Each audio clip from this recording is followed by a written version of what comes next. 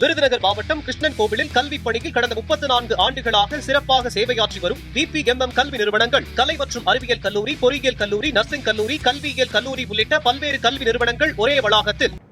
சசிகலா மற்றும் தினகரனை அதிமுகவில் இணைத்து கட்சியை பலப்படுத்த வேண்டும் என முன்னாள் அமைச்சர்கள் SP வேலுமணி, நத்தம் விஸ்வநாதன் ஆகியோர் அதிமுக பொதுச் செயலர் எடப்பாடி பழனிசாமிக்கு கடிதம் எழுதியுள்ளனர். அதில் நடந்து முடிந்த 2026 சட்டமன்ற தேர்தலில் கூட்டணிக்கு முன்வந்த தேமுதிக மற்றும் புதிய தமிழகம் கட்சிகளை இணைத்துக் கொள்ளாமல் அதிமுக பொதுச் செயலாளர் EPS தன்னிச்சையாக வெளியேற்றிவிட்டதாக தெரிவித்துள்ளனர். குறிப்பாக தமிழக வெற்றி கழகத்துடன் கூட்டணி அமைக்கும் வாய்ப்புகளையும் பயன்படுத்திக் கொள்ளவில்லை என கூறியுள்ளனர்.